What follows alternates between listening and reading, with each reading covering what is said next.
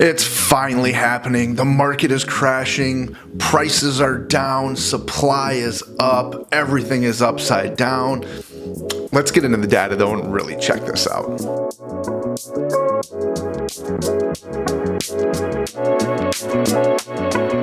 Alright, so what's really going on here? Well, prices did fall. Our median sale price for single-family homes in the 7-county metro went from $410,000 to $401,000.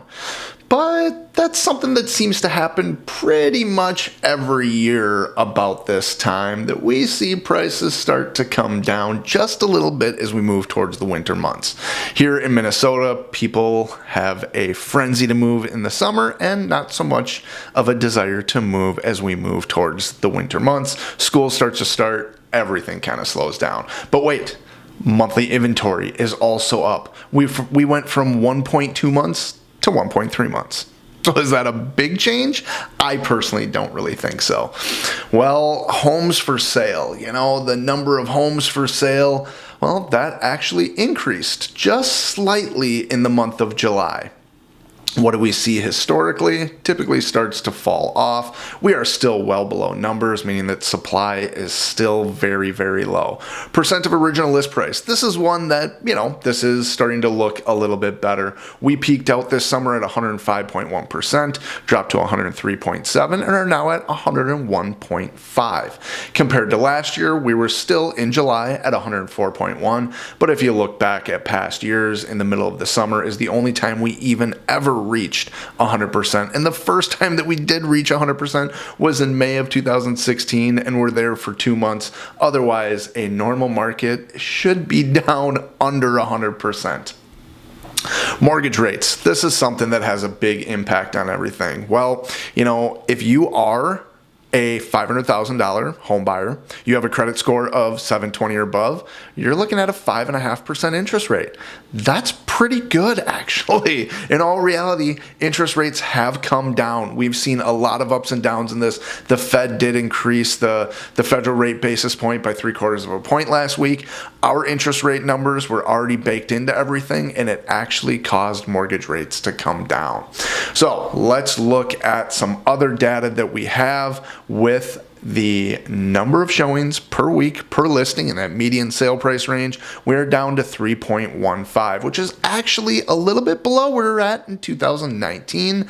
When we go and look at the suburbs, 5.07, we're up just a little bit over last week, down from where we were at last year, but again, we are still way up from 2019. All right, so is the market crashing? No, it's really not. This is something that takes place every single year. We see these peaks and these valleys where in Minnesota particularly, we go up in the summer, we reach a peak, and we start to come down. Our home prices are up this year already 14%. I would expect to end this year probably somewhere around 8 to 9% is what my guess is going to be. With low inventory, we still have a lot of buyer demand out there. There's still a big need for housing. Millennials are the biggest group of home buyers that we have and the largest population group that we have as well. And that's something that's not changing. A recent study and data out from the National Association of Realtors actually say that we are 6 million homes short of where we need to be in supply. To give a little bit of context in that, the city of LA has 1.4 million housing units total. That's how many there are in the city. So we have a long ways to go before we can reach supply and demand equilibrium. It is a spot that we are in right now that is very, very unique. My personal feeling, the thought throughout the rest of the team, something we were just talking about this morning, is this may be the housing market that we see possibly for the rest of our lives. It is something that we simply can't build ourselves out of.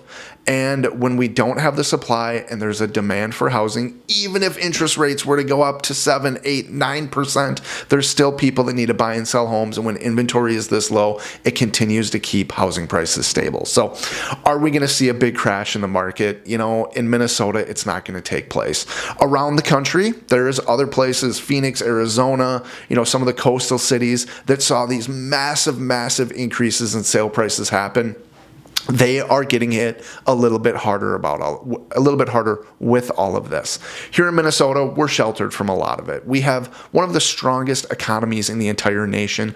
Our unemployment levels are the lowest in the entire nation. And I think the lowest that they've ever been here. So we have a very, very stable economy. I expect, and many other people expect, our housing market to stay very, very strong for a very, very long time. Now, if you're a buyer in this market, things are easier now. Don't expect to get a home, 10, 15, 20% under list price, but we are now in a position where you don't have to give up so many of your rights. You don't have to waive every contingency. It is becoming much easier to purchase homes. The average $350,000, $400,000 home, a good home is still going into multiple offers and it's still selling over the list price. But is it selling 40, 50,000 over list? Not typically. One just this weekend, we were able to get under contract. It was in multiple offers. There was 3 offers on the property. We got it for $25,000 over. The other offers were right there as well, through a little bit of good work on some of our other contingencies and making it very safe for the buyer as well as attractive for the seller. We were able to win on that one and get it under contract, but they didn't have to do all of these crazy things that were necessary over the past couple years. Sellers, it's still a great time to sell. There's still very, very low inventory. Interest rates have come down. Buyer demand has actually picked up a little bit that we have seen over these past couple weeks just because of it, but it's still a great time to sell, great time to cash in on some of that equity. The housing market is always changing, and the housing market is always something that you need to look at on a local level. So we are here for that. We're here to give you the data. If you're interested in something in your personal city about exactly what's going on there, we're happy to dive into the data for that. But right now, the market's not crashing. These are the typical ebbs and flows that we see every single year in the real estate market. Things are remaining stable. If you have any questions about any of this, feel free to reach out. We'll talk to you guys next time.